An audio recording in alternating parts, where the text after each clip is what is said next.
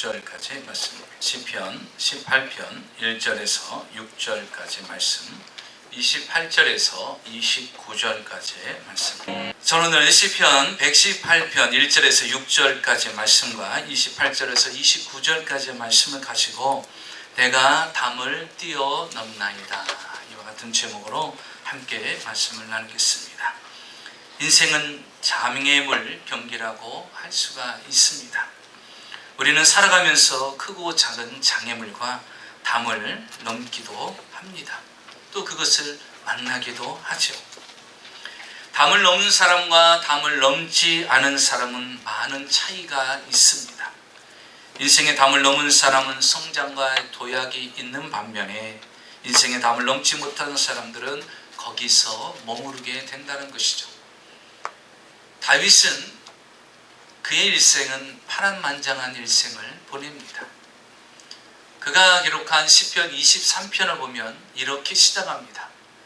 여호와는 나의 목자시니 내게 부족함이 없으리로다. 그가 나를 푸른 초장에 누이시며 쉴만한 물가로 인도하시는도다. 여러분, 그 모습을 보면 너무나 아름답지 않습니까?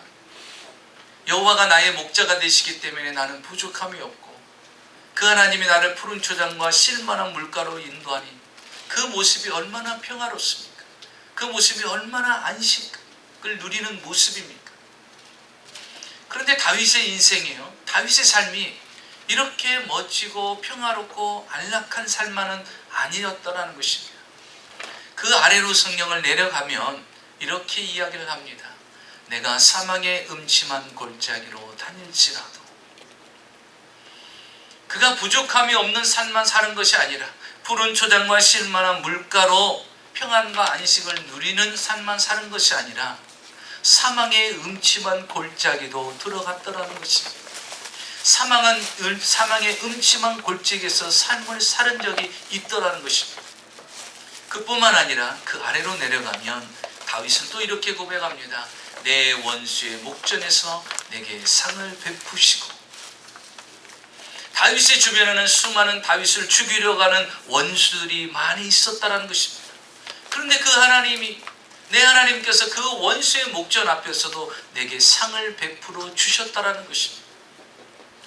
다윗의 삶은 처음에는 평화롭고 안락하고 쉼이 있고 평안한 삶 같은데 가만히 그 뒤를 돌아보니까 그도 사망의 음침한 골짜기를 다닌 적이 있었고 원수들이 그를 해하려고 수없이 그를 괴롭히는 적이 있었는데 그럼에도 불구하고 그가 결국 인생의 모든 담들을 뛰어넘고 하나님 앞에 기쁨과 감사의 찬양을 드립니다. 오늘 성경 시편 18편은 사무엘하 22장에 나오는 다윗의 노래와 같습니다. 하나님께서 다윗에게 있었던 모든 원수들의 손에서, 사울의 손에서 건져주심을 너무나도 감사하여 하나님께 부른 노래가 바로 오늘 성경 본문입니다. 다윗에게는 수많은 사람들이 있었습니다. 그를 해하려고 하는 사람이 있었고 그를 괴롭히는 사람이 있었어요. 그래서 그는 작고 크고 높은 수많은 담장들이 그 앞에 있었습니다. 그러나 그는 하나님을 의지하여서 높고 낮은 수많은 담장들을 뛰어넘어 승리하여서 하나님 앞에 오늘 멋지게 이렇게 고백을 합니다. 그 고백이 바로 29절입니다. 이렇게 이야기를 합니다. 우리 29절 같이 읽겠습니다. 시작. 내가 주를 의뢰하고 적군을 향해 달리며 내 하나님을 의지하고 담을 뛰어넘나이다. 다윗이 그의 인생 가운데 수많은 넓고도 높은 많은 담들이 그에게 있었습니다. 그런데 다윗은 고백하기를 내 하나님을 의지하고 담을 뛰어넘었나이다. 여러분, 담이 무엇입니까? 인생의 장벽, 장애물, 고난, 한계를 뜻합니다. 우리 앞에는 이런 수많은 담과 장애물들이 있습니다. 그러나 다윗은요, 그 담을 뛰어넘어서 승리한 인생이 되었다라고 고백을 합니다. 저는 오늘 여러분이 오늘 이 말씀을 들으시면서 다윗처럼 여러분 앞에 있는 모든 담들을 뛰어넘는 은혜와 축복이 있으시기를 주의 이름으로 축원합니다. 그러면 다윗은 어떻게 무엇으로 그 담을 뛰어넘었을까요? 오늘 성경에 그 답을 우리 주님께서 말씀해 주고 있습니다. 첫째로 보니까 다윗이 그 담을 뛰어넘을 수 있는 힘이 어디에서 생겼느냐는 것입니다. 어떤 분은 그렇게 이야기합니다. 목사님, 저는 내 앞에 있는 넓고 크고 높은 그 담들 내 힘으로는 넘을 수가 없습니다. 불가능합니다. 안 됩니다. 라고 이야기하는 분도 있습니다. 그런데 다윗도요, 스스로 그 담을 뛰어넘을 수 있는 능력은 없었습니다. 그래서 오늘 그는 이렇게 고백을 합니다. 내가 여호와를 힘입어서 담을 뛰어넘었다라고 말합니다. 그래서 다윗의 힘의 근원이 바로 하나님이라고 그는 고백합니다. 여러분, 오늘 하나님을 통해서 힘을 얻는 시간이 되시기를 주의 이름으로 축원합니다. 다윗이 하나님을 통해서 힘을 얻었어요. 자, 힘을 얻기 전에 그의 모습은 어땠는가 한번 보겠습니다. 4절과 5절을 볼까요? 4절에 보니까 사망의 줄이 나를 얽고 불의의 창수가 나를 두렵게 하였으며 수월의 줄이 나를 두르고 사망의 올무가 내게 이르렀도다. 여러분, 이 4절과 5절의 말씀만 봐도 좀 살벌하지 않아요?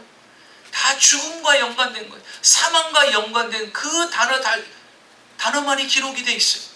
보세요. 다윗이 이렇게 말합니다. 사망의 줄이 나를 얽고 죽음의 밧줄이 그를 얽어맸다고 말합니다. 또 불의의 창수가 나를 두렵게 하였다고 말하고 있습니다. 불의한 세력에 의해서 마치 그 불의한 세력이 홍수처럼 자기에게 밀려와서 모함하고 자기를 죽이려고 했다는 것입니다. 5절에 보니까 수월의 줄이 나를 두르고 땅속 무덤의 밧줄이 그를 두르기 시작합니다. 그리고 사망의 올무가 내게 이르렀도다.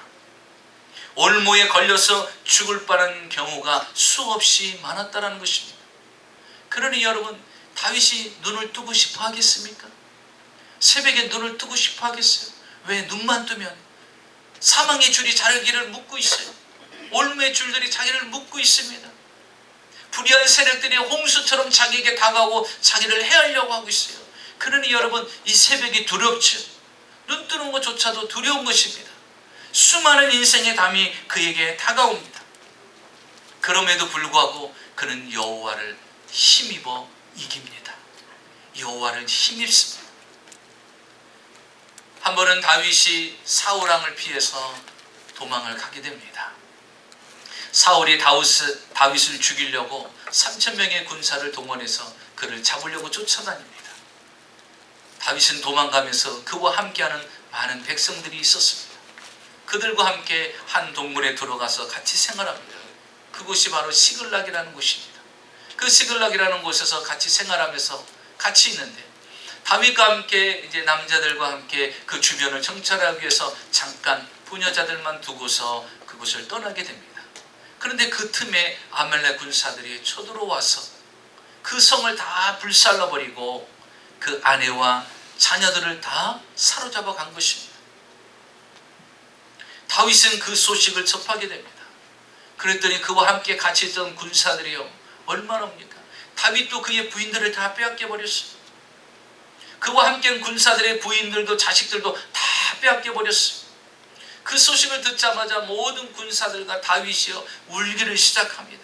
기가 막혀요. 왜?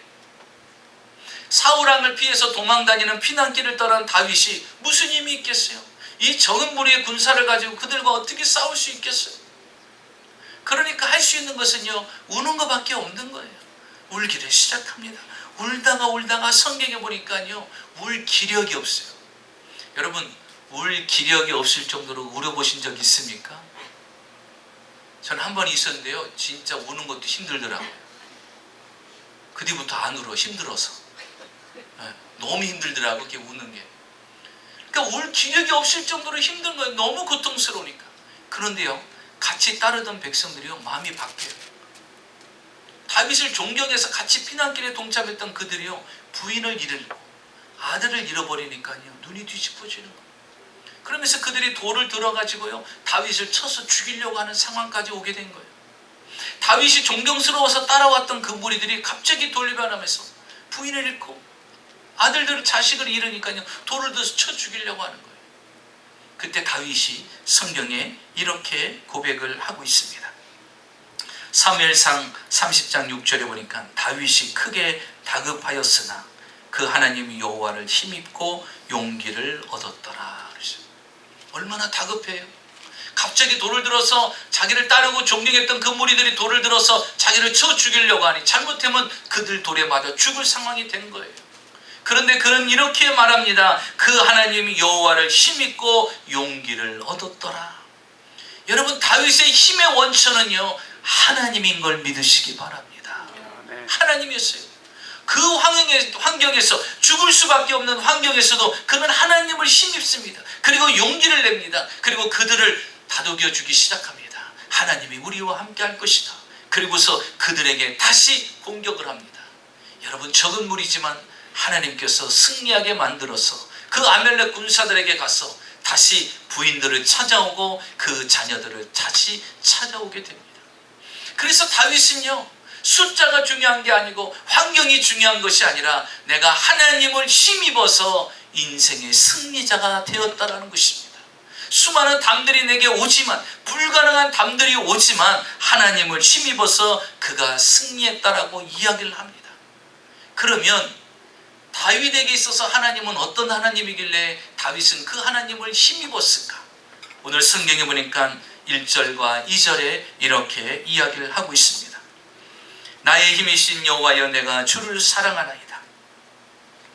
2절을 보면 여호와는 나의 반석이요 나의 요새시요 나의 건지시는 이시요 나의 하나님이시요 내가 그 안에 피할 나의 바위시요 나의 방패시요 나의 구원의 뿌리시요 나의 산성이시로다. 다윗은요, 자신의 삶 속에 하나님께서 자신의 유일한 힘이 되심을 고백하는데, 왜 하나님이 내게 힘이 되시느냐? 그 하나님은 나의 반석이시고 요새시고 나를 건지시는 분이고 나의 하나님이시고 나의 피할 바위시고 나의 방패시고 나의 구원의 뿌리시고 나의 산성이 되기 때문에 나는 그 하나님이 나의 힘이 되신다라는 것입니다. 그렇기 때문에 더 이상 두려운 게 없어요. 그 하나님의 그 모든 일을 행하신다라는 확신이 있는 것입니다. 그런데 여러분, 이 고백에서 중요한 것을 우리가 발견해야 됩니다. 그것은 뭐냐면요, 바로 다윗이 고백할 때마다 이렇게 이야기합니다. 나의 반석, 나의 요새시요 나를 건지시는 분이요 나의 하나님이시요 나의 피할 바위시요 나의 방패시요 나의 구원의 뿌리시며 나의 산성이시니라. 여러분, 그 하나님, 힘을 주시는 하나님은 나의 하나님이라는 거예요. 여러분 힘이 되시는 여러분의 하나님을 만나시기를 예수님의 이름으로 축원합니다. 여러분의 하나님을 만나야 돼요. 그래서 다윗은요, 이런 든든한 하나님이 내게 계시니까, 이 하나님은요, 과거의 하나님이 아니에요. 지금 현재도 진행되는 현재 하나님이시라는 것입니다. 이런 하나님, 이런 막강한 하나님이 계시기 때문에 나는 그 하나님을 힘으로 얻는다는 거예요. 여러분, 우리가 잘 아는 다윗과 골리앗의 싸움을 보십시오. 그가 싸움도 안 되는, 상대도 안 되는 골리앗 앞에 서서 그가 외친 말이 무엇입니까? 골리앗을 향해서 이렇게 이야기하죠. 너는 칼과 창과 단창으로 내게 나오지만 나는 만군의 여호와 이름으로 나오노라. 너는 칼과 창과 단창을 의지하지만 나의 힘의 원천은 칼과 창과 단창에 있는 것이 아니라 나는 여호와께 있다라는 것입니다. 여러분은 힘이 어디서 납니까? 돈에서 납니까?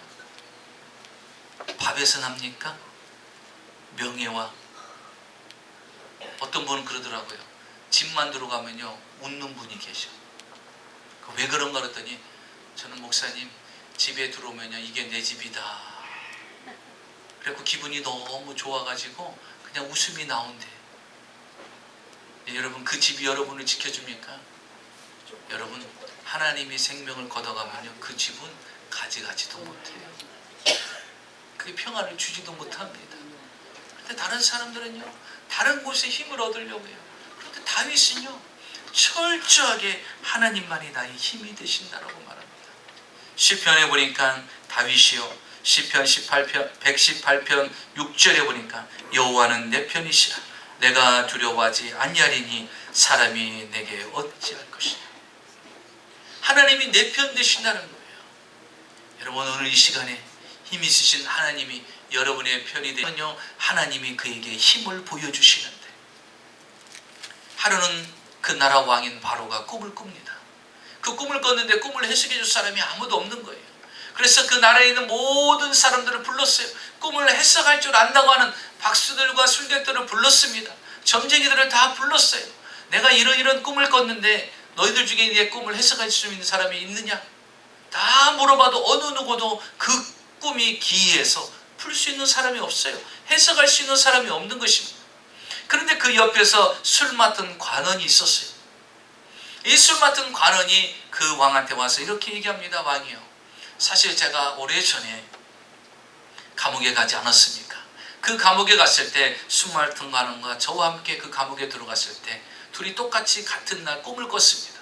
그 꿈이 너무나도 귀해서 이 꿈이 뜻이 무엇인가 알 방법이 없었는데, 그 옆에 한 청년이 있었는데 그 요셉이라는 사람이 그 꿈을 이야기하니까 해석을 하는데, 그 떡 맡은 관원은 3일 뒤에 죽을 것을 해석했고, 저는 3일 만에 복직할 것을 그 꿈을 해석했습니다. 그런데 정말 그 꿈 해석대로 그는 죽었고 저는 복직해서 이렇게 왕 옆에서 술을 만들어 수종을 들고 있습니다. 그러니 그 젊은 사람을 한번 불러보시죠. 여러분, 하나님을 의지하면 하나님은 다른 곳에서도 일하고 계시는 걸 믿으시기 바랍니다. 하나님의 힘을 보면요, 하나님은 다른 곳에서도 일을 하고 계십니다. 요셉은 꿈도 꾸지도 않았어요. 어느 누구도 자기를 이 감옥에서 건져내 줄 수 있는 사람은 아무도 없어요. 이 감옥의 담장을 뛰어넘을 수 있는 방법은 요셉은 하나도 없습니다. 그런데 갑자기 누가 찾아와서, 야, 왕이 너를 부른다라는 거예요. 왕이랑 대면한 적도 없어요. 왕이 자신을 왜 부르야 되는지 이유도 모릅니다. 그런데 왕이 그를 부릅니다. 왕 앞에 섰습니다.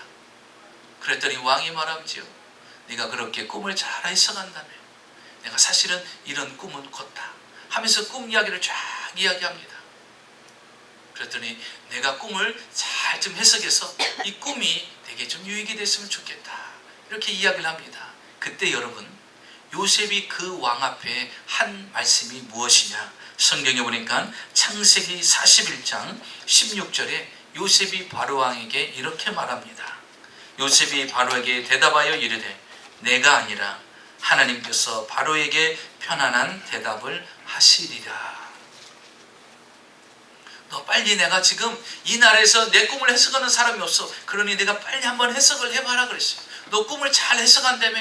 그랬더니 요셉이 하는 말이 이것입니다. 왕이요, 내가 그 꿈을 해석하는 것이 아니라 하나님, 내가 믿는 하나님이 당신에게 편안하게 해석해 줄 것입니다.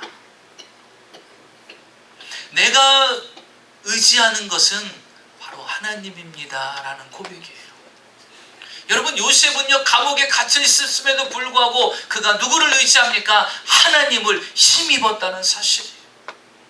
여러분, 하나님을 힘입고 살아가면요, 반드시 그에게 담을 뛰어넘는 은혜를 주신다라는 것입니다. 어떻게 그 감옥에서 나올 수가 있겠어요?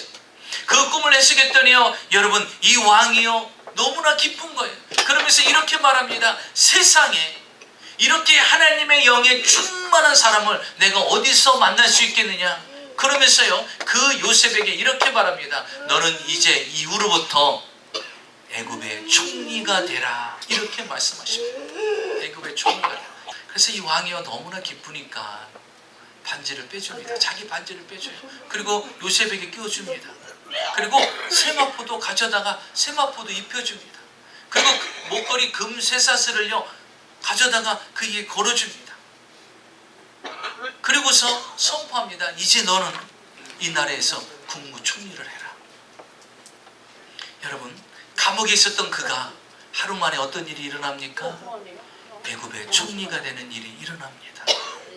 그래서 우리는요, 하나님을 힘입으면 우리 인생은 어떻게 달라질 줄 몰라요. 내가 오늘 감옥에 있었다 할지라도 여러분, 오후에는요, 애굽의 총리가 되는 수가 있어요. 그게 하나님을 힘입는 자의 결과라는 사실입니다. 그래서 우리는요, 날마다 하나님을 힘입는 존재가 되어야 돼요. 그 힘입으면요, 하나님이 우리의 상상을 초월한 놀라운 역사를 일으킵니다.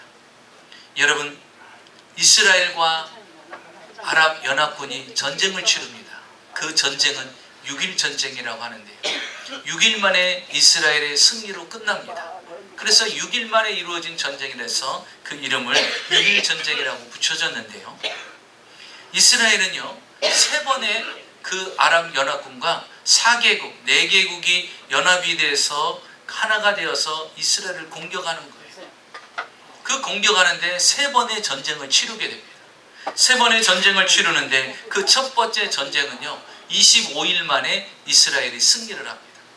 두 번째 전쟁은 11일 만에 이스라엘이 승리를 합니다. 세 번째 전쟁은 마지막 전쟁인 6일 전쟁, 6일 만에 전쟁을 승리로 거둡니다.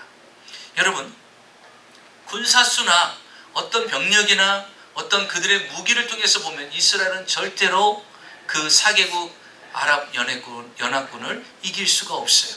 왜 그러냐면요, 인구수를 봐도요, 이스라엘은 그때 당시 300만이었고 4개국 연합국, 그 아랍 연합국은요 1억 5천 명이었어요. 300만하고 1억 5천, 숫자만 해도 벌써 어마어마하죠. 그리고 군사수는요, 이스라엘은 2만 명이었어요. 그러나 4개국 아랍 연합군은요, 군사수만 50만 명이에요. 50만 명 대 2만 명, 안 되죠. 그리고 탱크가 있는데요, 그 탱크는요, 이스라엘은 800대가 있어요. 그런데 아랍 연합군은요 3,000대가 있어요.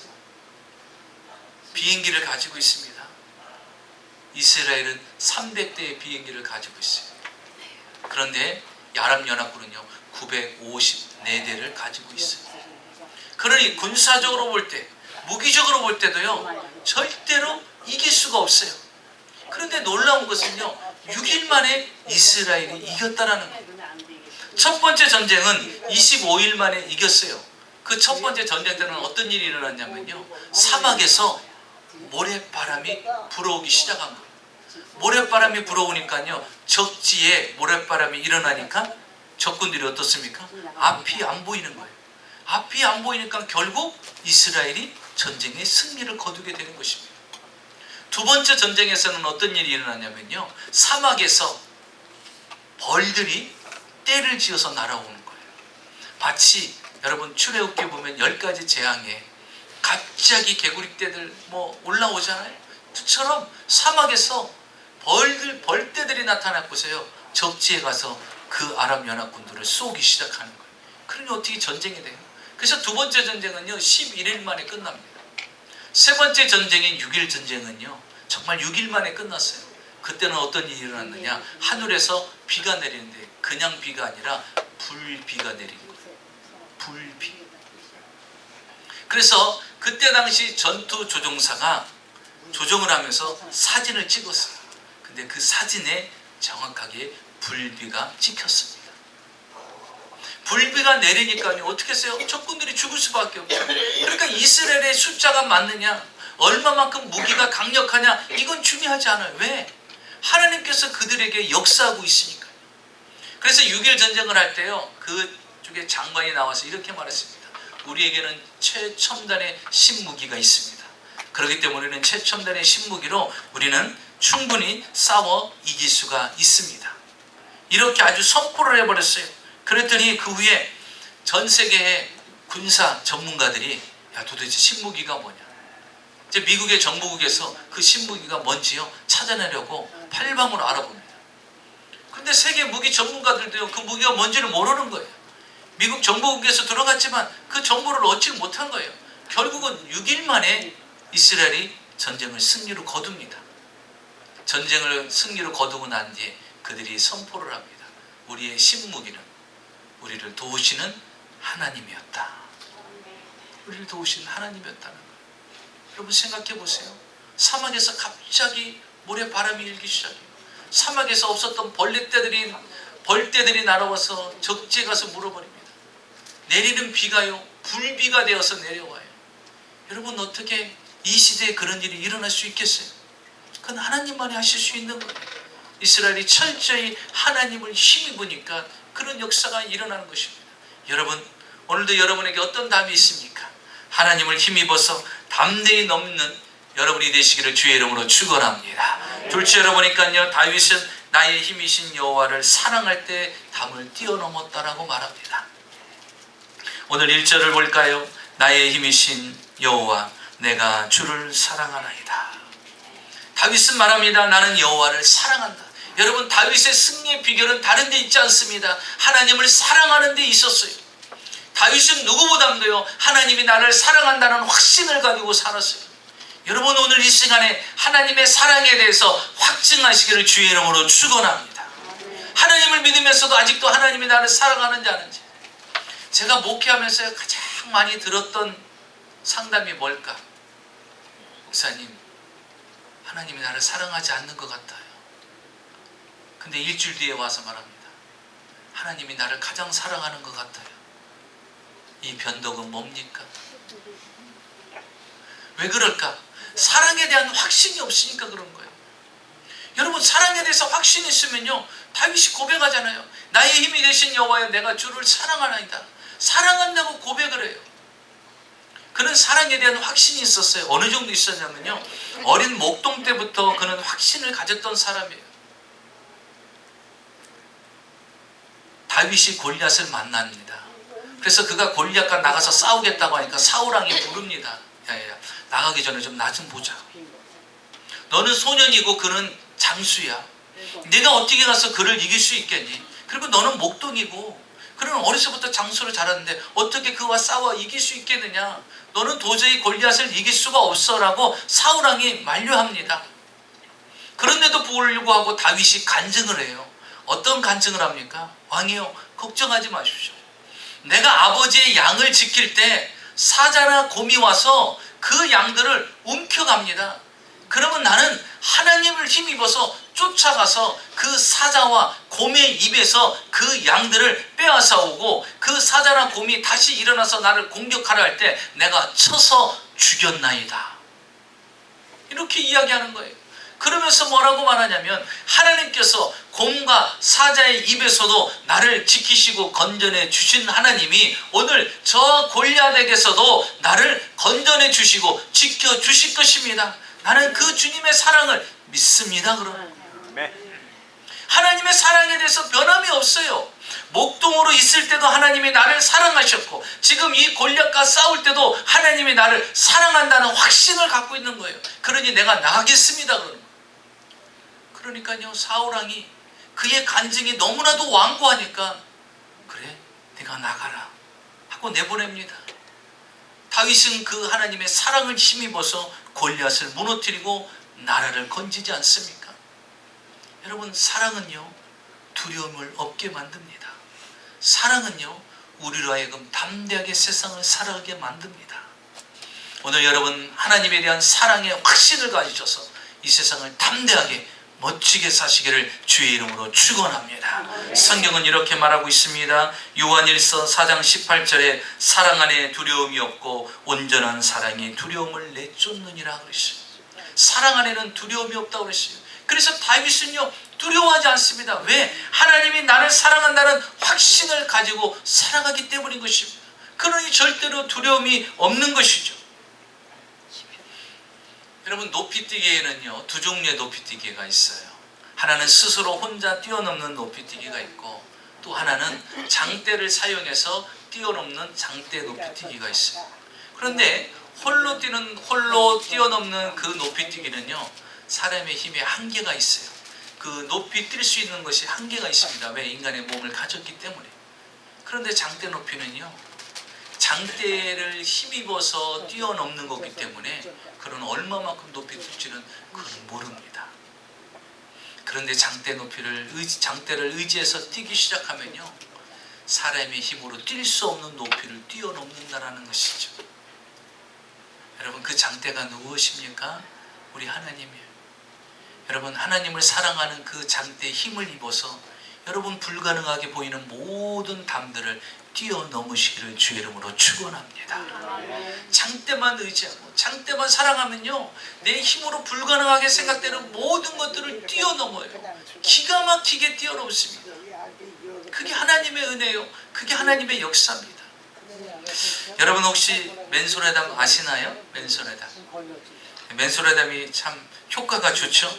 제가 어렸을 때 기억이, 또 뭐 요즘도 사용하지만 그 뭐 추운 날 손이 튼다든지 뭐 손발이 갈라지고 뭐 이런 분 어르신들 보면은 무엇을 사용합니까? 그 맨솔아담을 갖다 바르고 뒤꿈치도 바르고 뭐 손도 바르고 그러면 이 손이 어떻게 돼요? 부드러워지고 완전히 깨끗하게 치유가 되잖아요. 근데 이 맨솔아담을 만든 사람이 하이드라는 사람이에요. 이걸 만들고 이분은 미국에서 거부가 됩니다. 근데 이 하이드라는 사람이 맨솔아담을 만들었을 때 잘 치면은 잘 갔어요. 근데 중간에요, 이 회사가 위기가 찾아옵니다. 부도 위기까지 찾아오는데 그때 당시 10만 불이 없어서 10만 불의 빚을 져서 부도 위기에 처하게 됩니다. 그래서 사업을 계속해야 될 것인가 말아야 될 것인가 고민 중에 있었습니다. 그런 와중에도 이 하이드라는 사람은 원래 믿음이 좋은 사람이에요. 하나님을 철저히 믿는 사람이에요. 사업이 기울어져 가고 10만 불이 없어서 부도 위기까지 처해 있는데 그가 하는 일이 무엇이냐면 하나님 앞에 11조를 드리는 거예요. 그러니까요, 식구들이 화를 내기 시작합니다. 여보, 당신 정신이 있는 거냐 없는 거냐? 아니 지금 10만 불이 없어서 이 회사가 부도날 위기에 처해 있는데 아니 그 와중에 11조라니 그게 말이 되냐고. 아니 믿어도 이렇게 별나게 믿느냐고. 부인이 막 가족이 막 이야기를 하기 시작하는 거예요. 그뿐만 아니라 직원들도 이야기를 합니다. 아니 사장님 어쩜 그럴 수가 있습니까? 아니 지금 10만 불이 없어서 부도 위기에 있는데 돈을 모아가지고 어떻게 회사를 살려볼 생각을 하셔야지 어떻게 11조를 드리고 그럽니까? 라고 이야기를 하는 거예요. 그랬더니 이 하이드가 식구들을 모아놓고 이렇게 이야기를 하더라는 것입니다. 10만 불은 사람에게 진 빚이고 11조는 하나님께 진 빚이다. 내가 하나님께 빚을 지고 어떻게 살아가라고 하냐? 하나님께 빚을 지고 내가 살아갈 거라고 너희들 장담하냐? 그렇지 못한다는 거예요. 하나님이 축복해 주시면 사람의 빚은 갚을 수 있지만 하나님이 축복하지 않으면 사람의 빚은 갚을 수가 없다는 거예요. 나는 그래서 하나님께 11조를 드린다. 왜? 그분이 나를 축복하면 이 10만 불은 거뜬히 갚을 수가 있기 때문에. 그리고서 그는 자기의 생각대로 계속해서 어려움 가운데도 11조를 드리기 시작합니다. 어떤 일이 일어났을까요? 여러분, 맨솔아담 회사 망했습니까? 지금도 있습니까? 지금도 있죠. 하나님이 그 회사를 회복시켜 주셔서 세계의 기업으로 만드시고 거부가 되게 만드셨어요. 하나님을 사랑하는 자는요, 하나님이 높이십니다. 하나님이 사랑하는 자는요, 그 담을 뛰어넘게끔 만들어 주십니다. 오늘 여러분, 하나님을 사랑하기로 결심하시고 그 하나님의 사랑을 힘입어서 담을 뛰어넘는 여러분이 되시기를 주의 이름으로 축원합니다. 마지막 셋 절을 보니까요, 다윗은 기도로 담을 뛰어넘었다라고 고백합니다. 3절과 6절을 같이 보겠습니다. 우리 3절 같이 있습니다. 시작. 내가 찬송 받으실 여호와께 아뢰리니 내 원수들에게서 구원을 얻으리로다. 6절을 같이 보겠습니다. 6절 우리 같이 읽습니다. 시작.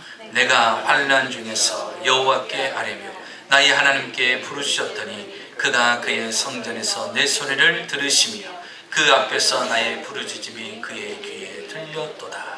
아멘. 다윗이 인생의 높고 낮은 담을 만났을 때 그가 취했던 것이 무엇입니까? 여러분, 3절을 보십시오. 내가 찬송받으실 여호와께 아뢰리니. 6절을 보십시오. 내가 환난 중에 여호와께 아뢰며 나의 하나님께 부르짖었더니.